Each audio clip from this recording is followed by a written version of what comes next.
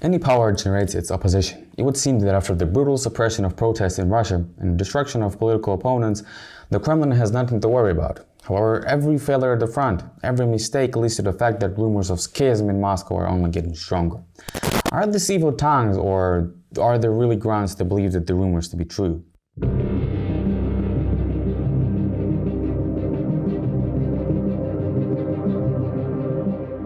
Russian government is built for Putin. Because the system was inefficient, Putin came to power more than 20 years ago, at the head of the great changes, and in the end, he began to change the state for himself, put his friends and acquaintances in leadership positions, and closed any independent press. This is how the system of personalist dictatorship was built. But it was not very similar to the dictatorships of the past, such as the USSR or Nazi Germany. All the years before the full-scale invasion, Russia did not have any political ideology, like fascism or communism. It was a corrupt state with liars in the media, and a government who cared only about their own position. Daniel Trisman and Sergei Korea refer to such regimes as informational autocracies.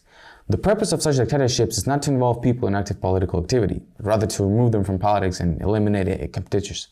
The fight against NATO on Russian TV alternated with the construction of Nord Stream and the meetings of European ministers and diplomats.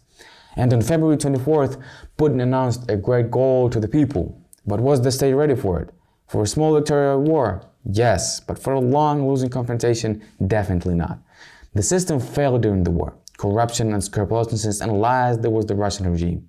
This is a good formula for manipulating the Russian population and retaining power in the oligarchic system, but definitely not a solution for a heavy armed conflict with a large European country. The second army in the world was understaffed, poorly equipped, and definitely not ready. It is in this area that corruption has made itself felt. Problems in the economy and politics, which the Russian authorities faced in the past, could be easily concealed. The attention of the population could be diverted by the media from defeat to conditional victories. This will not work with the war, especially after the mobilization that affected almost everyone. Here, the social contract of information autocracy began to collapse. When you are handed the summons to the military commissariat, you cannot answer, "Sorry, but I'm out of politics." Putin fell into a trap, which he made for himself. He soaked the society with a patriotic fervor in the hope of raising his rating, and the society got involved.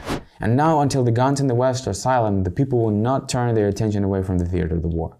With the invasion, the situation on the Kremlin has changed, and the Russian power vertical has remained as it was. Putin surrounded himself not with the best, but with the most loyal people, not with professional politicians and commanders who could compete with them with this power, but with the political technologists and propagandists. But he set a goal for them, which the regime is fulfilling with great difficulty, even now with the general mobilization is bringing lots of power. In order to resolve such problems, the regime needs a transition from an authoritarian system to a totalitarian one. That there is transformation to rigid dictatorships of the 30s. However, Russia is an informational autocracy.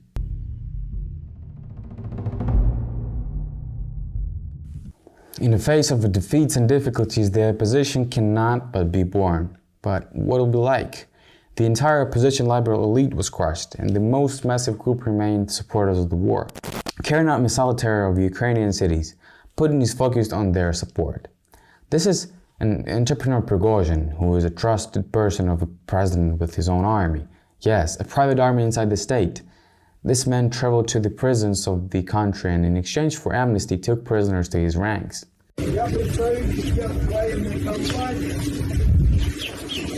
Наверное, слышали, ЧВК «Вагнер» называется.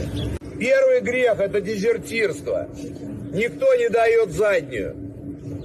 Никто не отступает. Никто не сдается в плен. Когда вы будете обучаться, при сдаче в плен вам расскажут 2 гранаты, которые вы должны иметь с собой. It is his units that are responsible for the only direction where Russian troops are not recruiting yet. There is also a governor of Chechnya, Ramzan Kadyrov, who also has a personal unit of soldiers. Moscow does not interfere in the affairs of this republic. These people are active critics of the current army command, headed by Defense Minister Shoigu. Although they don't not criticize the president, their power inside the country creates grounds for conflict with the state structures. After all, it is the state that should have a monopoly in violence, not any groups or formations. Yes, there is no reason to believe that they have entered into a confrontation with Putin, but it is worth assessing not the current interest, but capabilities of these people. In addition, there's a tendency to lose Putin's authority under the influence of military defeats. It is necessary to create only the necessary conditions, and these leaders will become the opposition, not so much to the system as to Putin himself. After all, his desire to retain power can bury them all. Supporters of liberal transformations in Russia are not represented among the ruling group. They were systematically wiped out, and there are very few of them left. However, so far he is drowning among the numerous voices of the supporters of the war. The revolution will occur, but the government will not satisfy not only the liberals, but also its own electorate. Such a situation may arise in the conditions of a serious defeat at the front. However, in such situation, the Kremlin would rather resort to intensifying repressions against the population than to change the course of the policy. The current government in Moscow can be compared to the mafia, or gangster group, where power is based not on laws but on authority and the right of the strong. The system was good at controlling this institution of a state and stifling the opposition, but at the same time was destroying the country from within. The basic principle of not involving ordinary people in politics worked before the war started. With the beginning of active hostilities, especially mobilization, the social contract stopped working. The system was unable to adapt to new challenges. Defeats in the front weakened Putin's authority, and accordingly has his right to govern the state. The Russian regime risks entering a crisis if this trend continues. If you're here, that means you like to learn more on politics. We appreciate you watching this video. You can also follow us on social media.